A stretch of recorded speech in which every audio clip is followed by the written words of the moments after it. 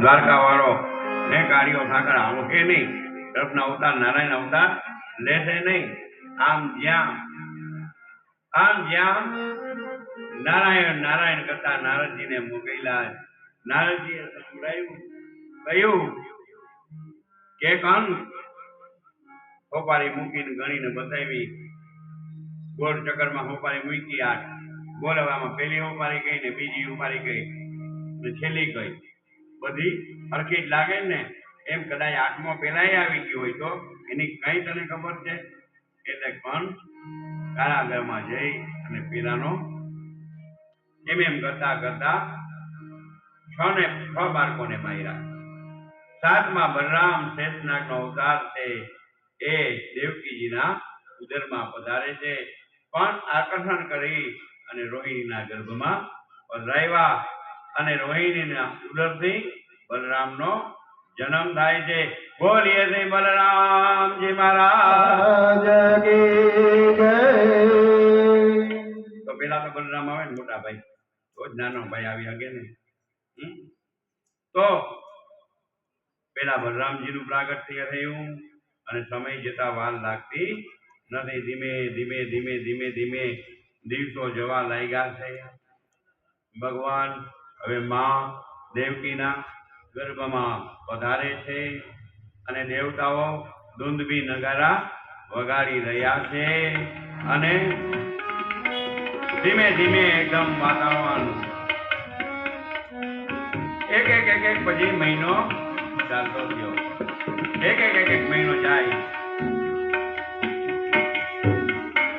ભગવાન માં દેવકીના ઉદરમાં પધાર્યા છે.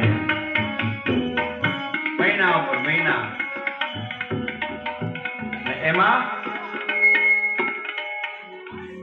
અષાઢ મહિનો આવ્યો. પરંતુ અષાઢ મહિનો આવે તો અષાઢ ઉજારમ મેઘ મલારમ બની બલહારમ જલધારમ. તો દેવતાઓ ભગવાનની ગર્ભ સ્તુતિ કરવા લાગ્યા. અષાઢ મહિનો આવ્યો. અષાઢ ઉજારમ મેઘ મલારમ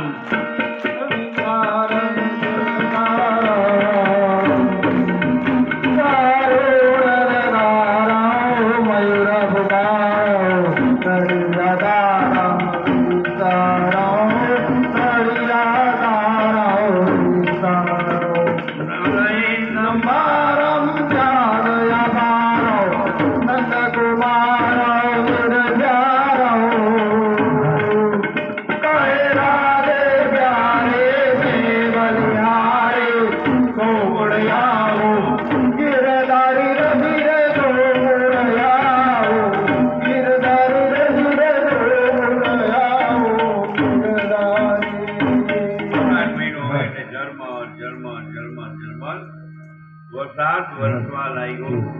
મેહુલીઓ વરસે છે, દેડકાઓ બોલે છે ને એમ કરતા કરતા કરતા કરતા કરતા કરતા અષાઢ મહિનો પૂરો થયો.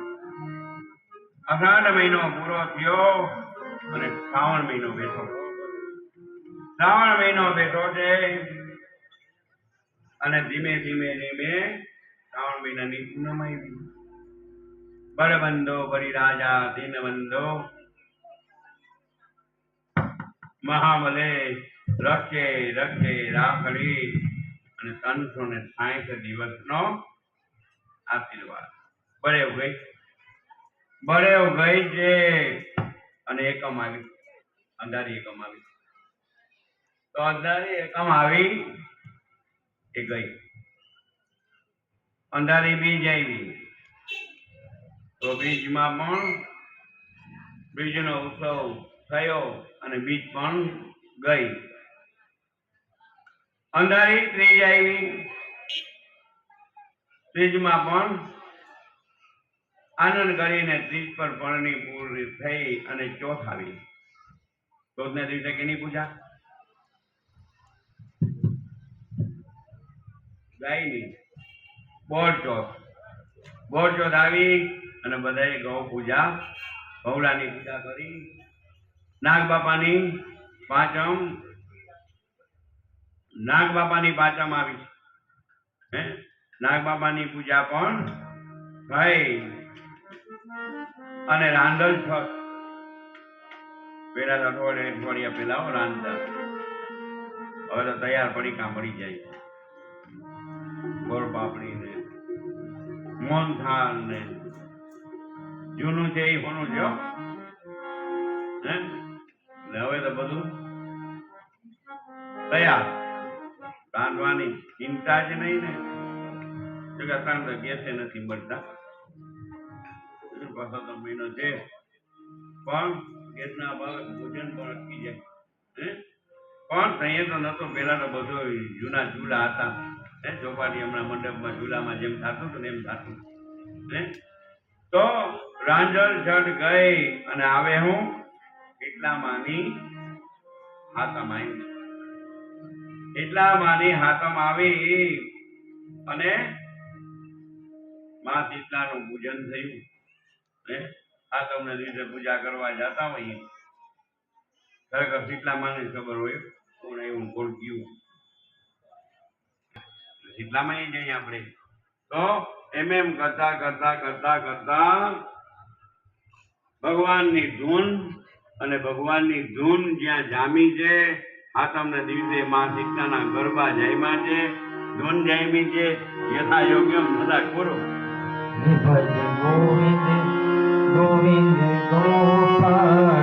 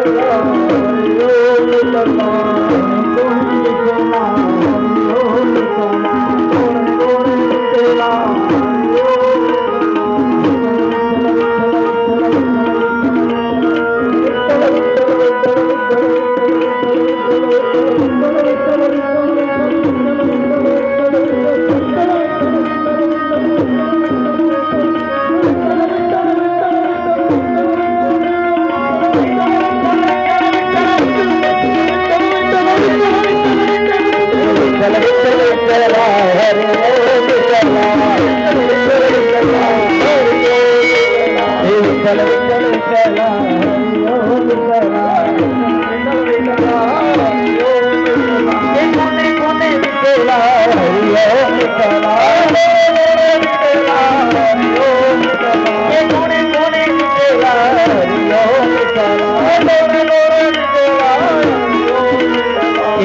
વિઠ્ઠલ વિઠ્ઠલ હરિ ઓમ વિઠ્ઠલ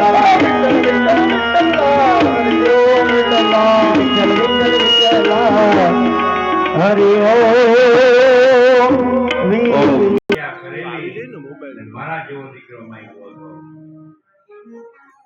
મોક્ષ નતો માંગ્યો, મેં તો સાચું કહ્યું. હું તમારે ત્યાં વામન થઈને આવ્યો અને આજે તમારો પુત્ર એ કૃષ્ણ બનીને આવું છું. કામ પૂર્વનું સ્મરણ આવતા ચક્ર ભાવ રાખો, એ ભાવથી બચજો.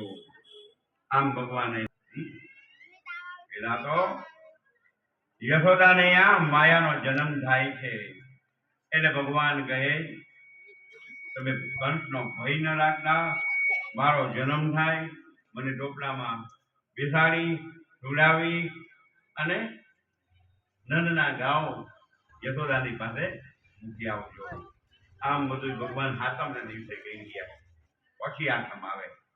પણ આઠમ આવે એ પેલા કોણ આવે? ભગવાન મોટા કે રાધાજી? મોટું કોણ એમાં?